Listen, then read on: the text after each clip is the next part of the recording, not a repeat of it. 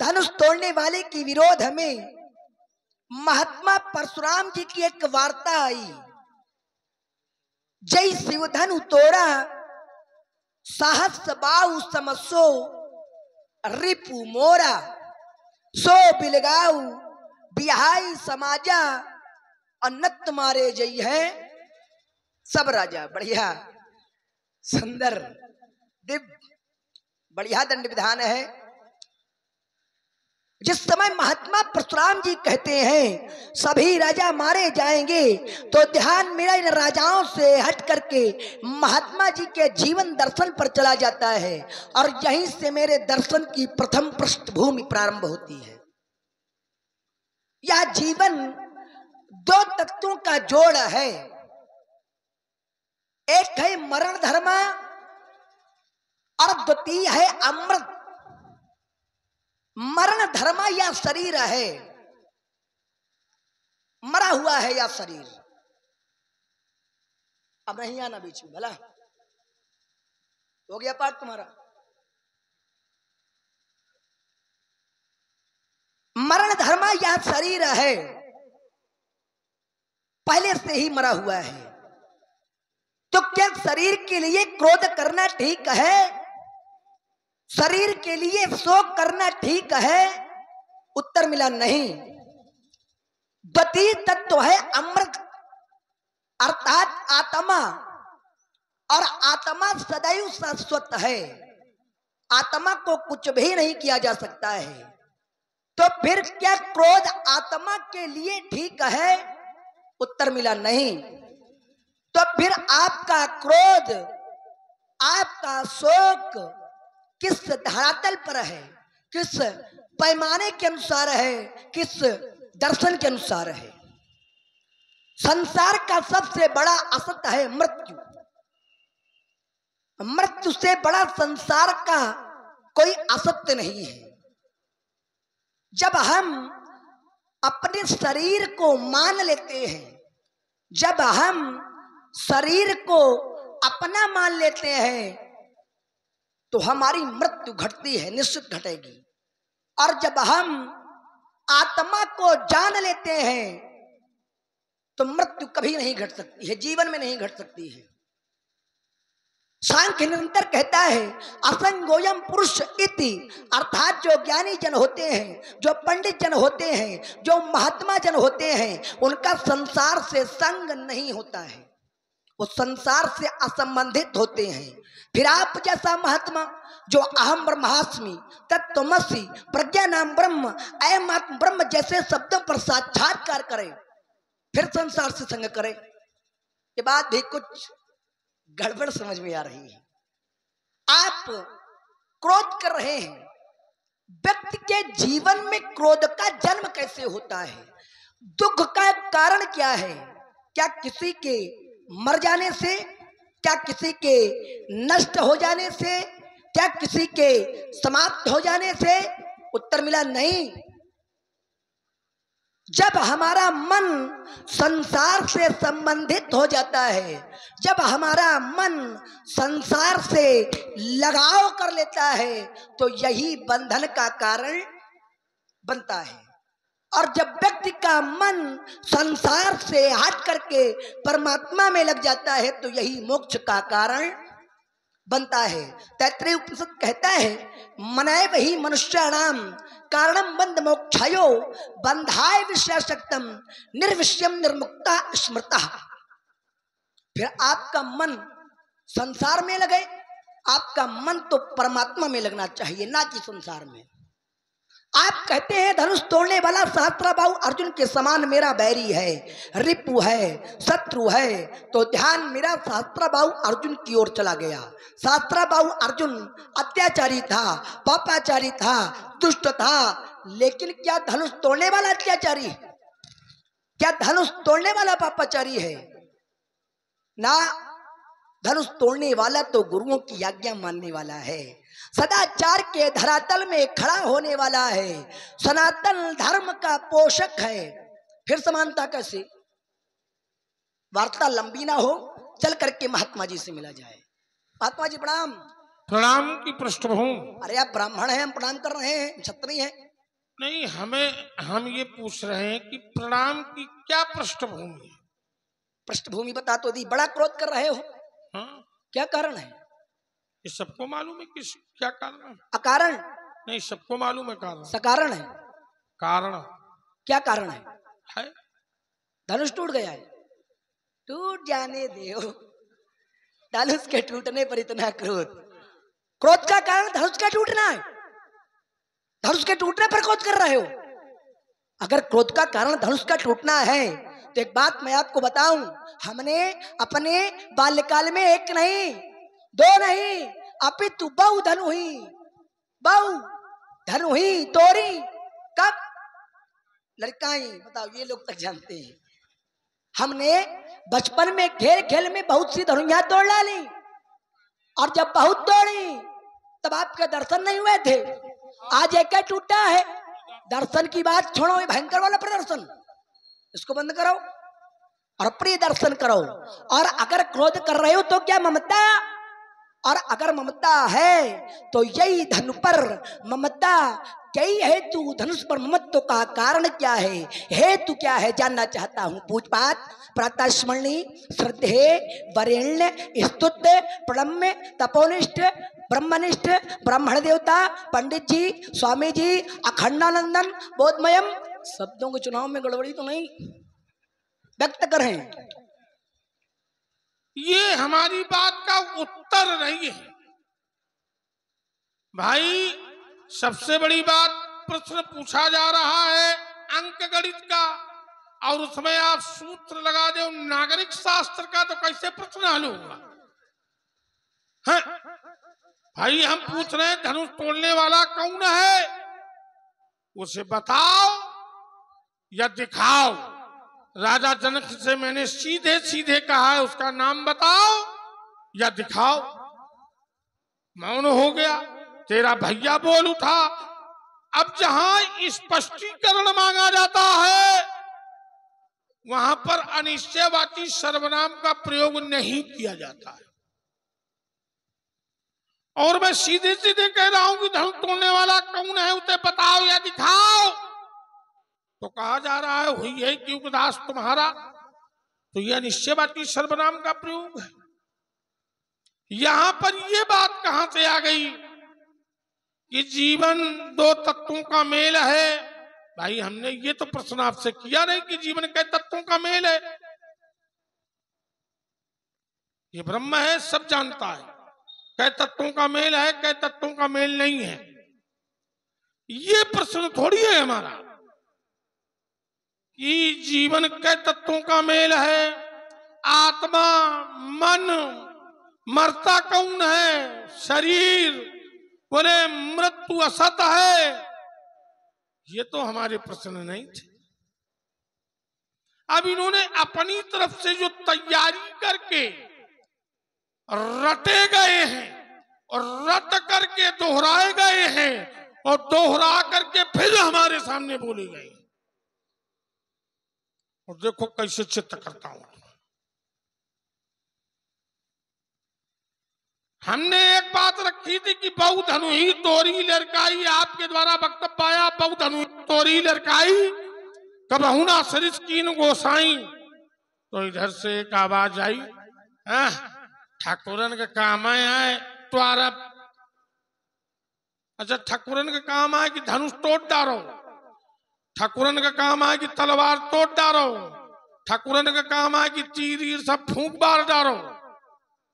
ये क्षत्रियों के काम,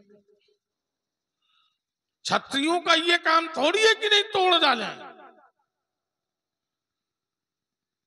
मैंने लक्ष्मण से चर्चा की है, सुमित्रा के बेटे राजा दशरथ के बेटे लक्ष्मण से चर्चा की है मैंने।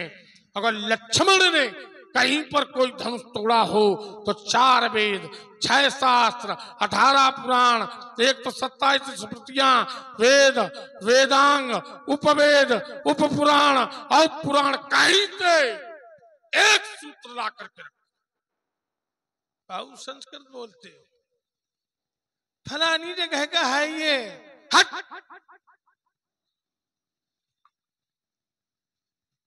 कहीं ना मृत्यु लोक संसार में जहां आप लोग बैठे हुए हो, इस लोक को क्या कहते हैं? मृत्यु लोक कहते हैं ना। अगर इस संसार में सब कुछ असत्य है, केवल मृत्यु सत्य है। इस संसार में सब कुछ असत्य है, केवल मृत्यु ही सत्य है। मनुष्य जीवन जीता है किस लिए? केवल मरने के लिए, है कि नहीं? इतना बड़ा अगर आपने जीवन जिया है तो उसकी अंतिम परिणति क्या होती है? तो शरीर हो गया मरण का। मरने के बाद भी शरीर के कार्य होते हैं। तो मरने के बाद में जो शरीर में कार्य होते हैं वो चेतन के होते हैं कि मृत के होते हैं? भाई, शरीर के नियम अलग हैं, आत्मा के नियम अलग हैं। शरीर है लेपमान, लिपायमान, और आत्मा है निर्लेप। अच्छी बात नहीं। आत्मा है निर्लेप, आत्मा लिपायमान नहीं होती। अच्छा, एक फिर दे रहा हूं तुम्हें। शरीर है मरण तत्व से, ठीक है ना? जब रात्र में हम शयन करते हैं, शरीर सुषुप्तावस्था में आ जाता है और उस समय हम स्वप्न देखते हैं। स्वप्न में हम राजा बनते हैं, स्वप्न में हम मारे जाते हैं। तो राजा बनने का और मारे जाने का सुख क्या आत्मा भोगती है या शरीर भोगता है या मन भोगता है? कौन भोगता है? आत्मा निर्लेप, शरीर है मृत। तो फिर भोगता कौन है? उसका आनंद और कष्ट कौन भोगता है? भोगा न भोक्ता भैमे वो भोक्ता।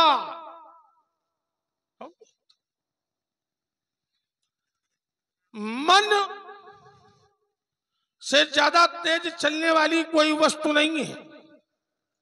पर आप मन को निग्रह करने की बात किससे कर रहे हैं? हम कौन हैं? हम हैं परशुराम बाल ब्रह्मचारी जीतेंद्री। इंद्री जित हूं मैंने इंद्रियों को जीता है। और आप उसके सामने ऐसी चर्चा कर रहे हैं। बात बेटे कहीं से लग नहीं रही। लगाने का आपने प्रयास बहुत बढ़िया किया, बहुत अच्छा प्रयास किया और साधुवाद है आपको। अच्छा, एक बात बताओ, आप लोग ज्ञानियों की समाज में थोड़े हैं मगर सुनकर लोग, मरता कौन है? शरीर। फिर मोक्ष कौन प्राप्त करता है?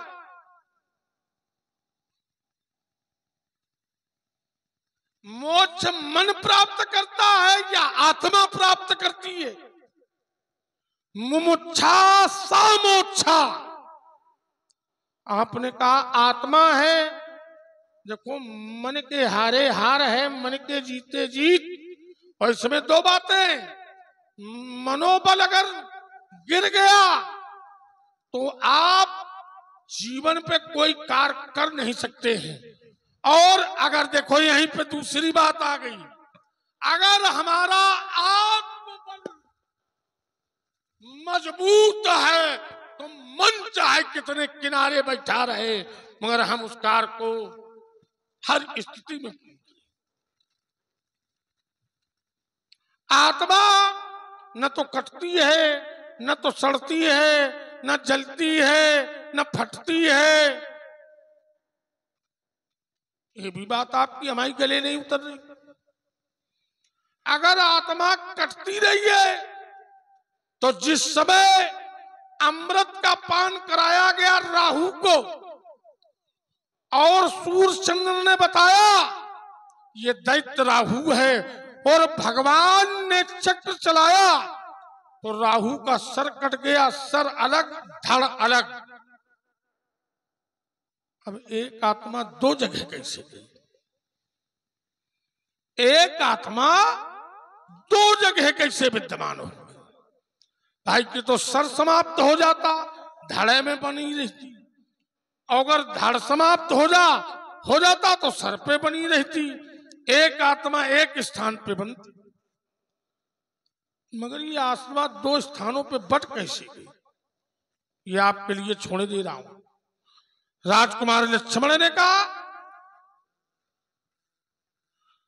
कि यही धनु पर ममता के हेतु मैं डंके की चोट पर कहता हूं कि ममता है। ममता दो प्रकार की, एक व्यवहारिक, एक पारमार्थिक।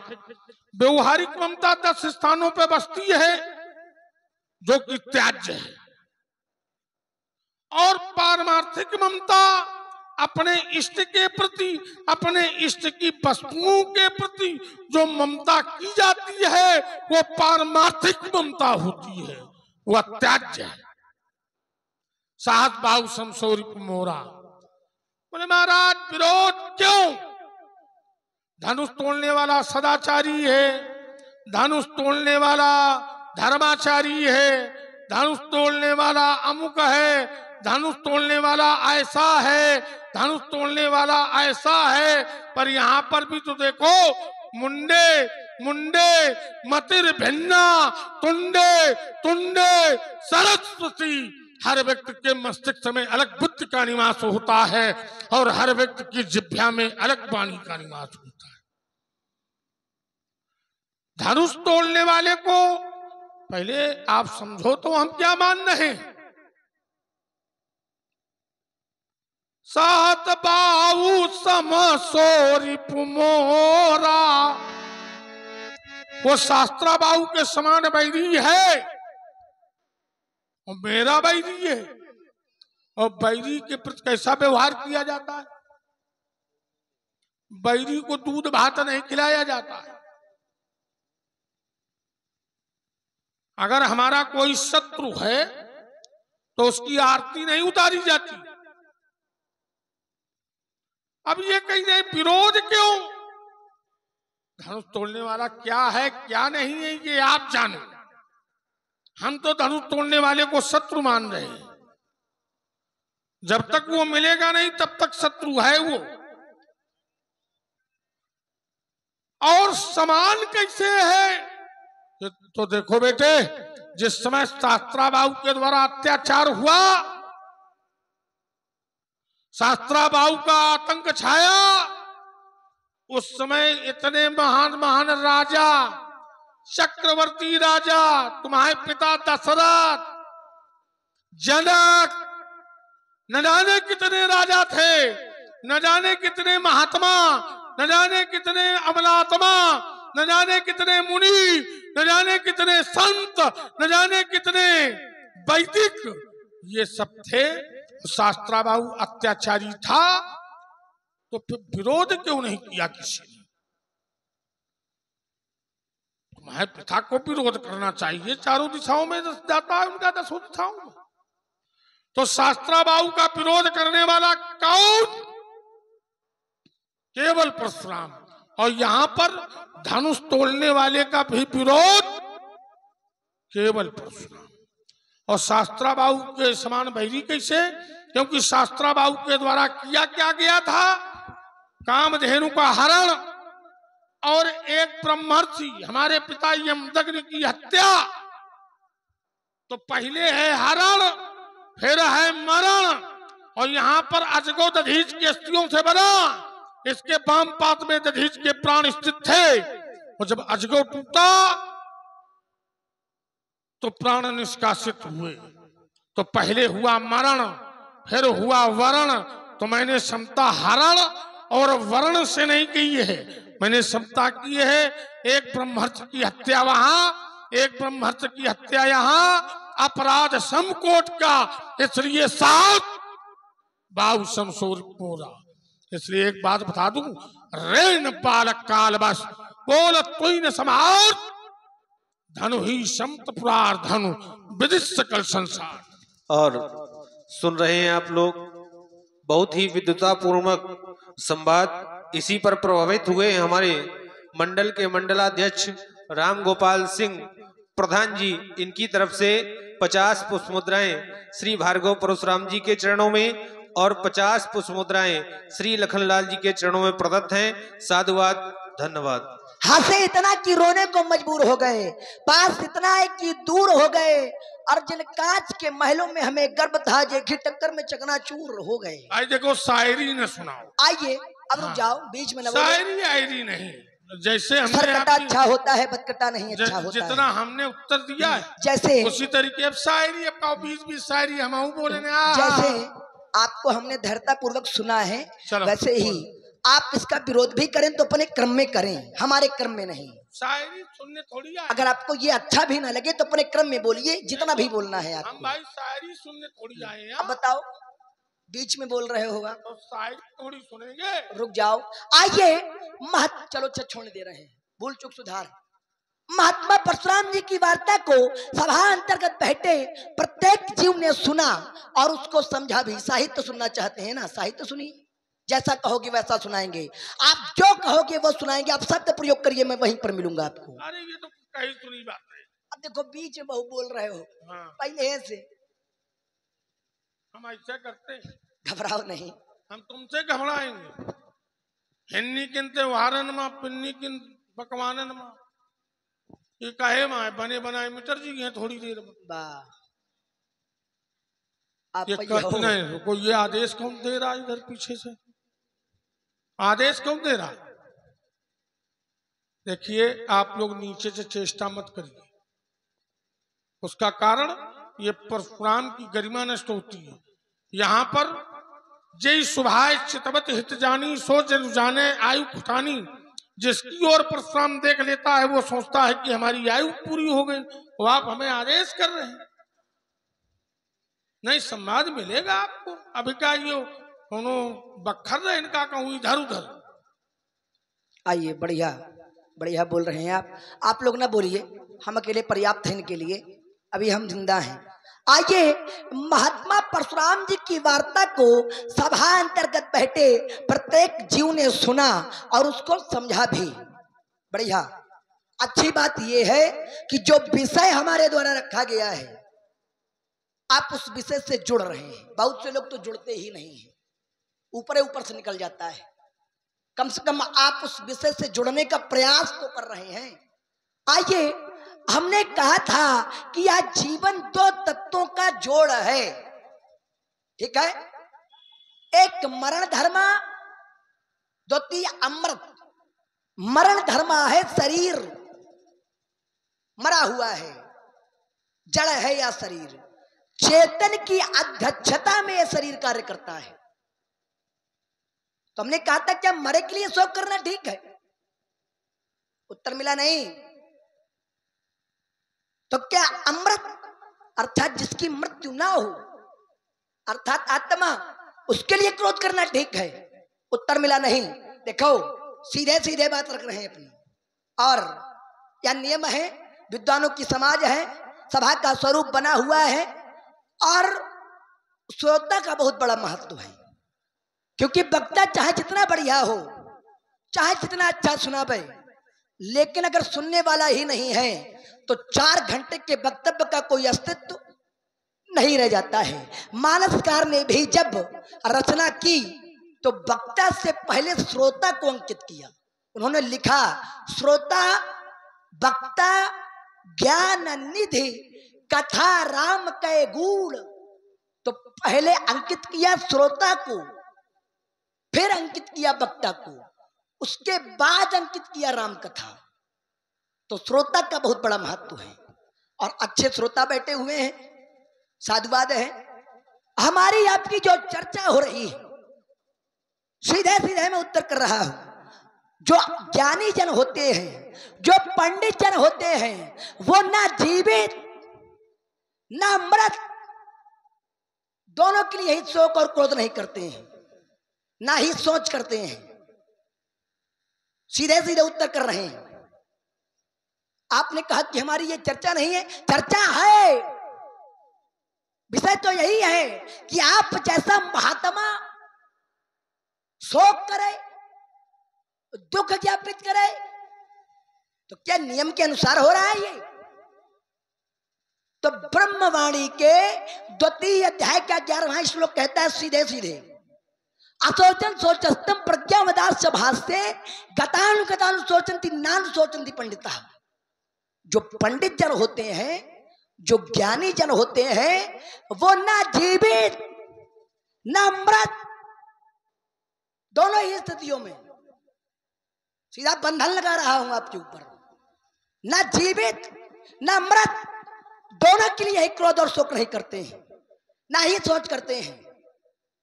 नानु सोचन्ति पंडिता। पंडित हो तुम, सोच कर रहे हो, गड़बड़ वाले हो कहा। भाई सीधी सीधी बात है, चिढ़ते बहुत जल्दी, हमारे चिढ़ाओ ना, हमारी बात तो होने दो, आनंद आएगा आपको। क्योंकि वेदांत कहता है वादे वादे जायते तत्वबोधा। जहां ज्ञानियों की समाज होती है, ज्ञानियों के बीच में परिचर्चा होती है, वहां बातों ही बातों में तत्व का बोध हो जाता है। एक सूत्र और है, वादे वादे जायते बैर बनने। जहां मूर्खों की समाज होती है और मूर्खों के बीच में चर्चा होती है, वहां बातों ही बातों में झगड़ा उत्पन्न होने लगता है। तो निर्णय तुम करो कि मूर्खों की समाज है, मूर्खों के बीच में चर्चा चल रही है, कि ज्ञानियों के बीच में चर्चा चल रही है। तो जो ज्ञानी जन है, जो पंडित जन है, वो ना जीवित ना मृत, दोनों के लिए क्रोध और शोक नहीं करते हैं। एक बात, सीधा सीधा उत्तर है। दूसरी बात, हमने कहा था कि जो महात्मा जन होते हैं, जो ज्ञानी जन होते हैं, वो संसार से मन नहीं लगाते, वो संसार से असंबंधित होते हैं, उनका संसार से संबंध नहीं होता है। संसार में जितने भी हमें दुख मिलते हैं, जितने भी हमें कष्ट मिलते हैं, सारे कष्टों का कारण, सारे दुखों का कारण संबंधित होना है। संबंधों के कारण ही हमें दुख प्राप्त होती है। जब जब हम संसार से संबंधित हो जाते हैं, वहीं से दुख प्रारंभ हो जाता है, वहीं से हमें कष्ट मिलने लगता है। दुखों का कारण संबंधित होना है। जब हमारा संबंध बन जाता है संसार से, तो यही बंधन का कारण है। आप निरंतर समाचार पत्रों में पढ़ते हैं, जाने कितनी घटनाएं, इतने लोग मारे गए, इतने लोगों के साथ दुर्घटना हो गई, आपको पीड़ा नहीं होती है। और जैसे ही आपको जानकारी होती है कि हमारा बंधु मर गया, मेरा भाई मर गया, मेरी पत्नी मर गई, मेरा पिता मर गया, वहीं से पीड़ा प्रारंभ, वहीं से कष्ट प्रारंभ। क्यों? क्योंकि हमारा मन उनसे संबंधित हो चुका है, हम उनसे संबंधित हैं। नहीं तो मृत्यु तो दूसरे की भी हुई, पीड़ा तो उनको भी हुई, मरे तो दूसरे भी, तब पीड़ा क्यों नहीं हुई? घटना तो दोनों ही एक है। क्यों नहीं हुई? क्योंकि हम उनसे संबंधित नहीं हैं, हमारा मन उनसे संबंधित नहीं है, इसलिए हमें पीड़ा नहीं हो रही है। और जब हम संबंधित हो जाते हैं, जहां पर मेरा जुड़ जाता है, वहीं से दुख का जन्म हो जाता है, वहीं से पीड़ा होने लगती है। तो ध्यान रखो कि अगर मन संसार से संबंधित होगा तो दुख मिलेगा, बंधन हो जाएगा, पीड़ा का जन्म हो जाएगा। तो निर्णय ये करना है कि आपको संसार से संबंधित होना है कि परमात्मा से। मन को कहां लगाना है? क्या संसार में लगाना है? उत्तर मिला नहीं। मन को संसार से नहीं लगाना है, मन को लगाना कहां है? तो फिर आचार्य कहते हैं कि तनते कर्म करऊ विधि नाना, और मन राखऊ जहां कृपा। मन को कहां जोड़ना है भैया? कृपा निधान से ही। कहां जोड़ रहे हैं? धनुष से। बात लगी कहीं से? तो मन को संसार से नहीं जोड़ना है, मन को परमात्मा से जोड़ना है। फिर आप जैसा महात्मा संसार में मन लगावे, आप तो योग चित्त प्रति निरोधा की स्थिति में है, समाधि में आरूढ़ रहते हैं, फिर संसार से संबंधित हो रहे हैं।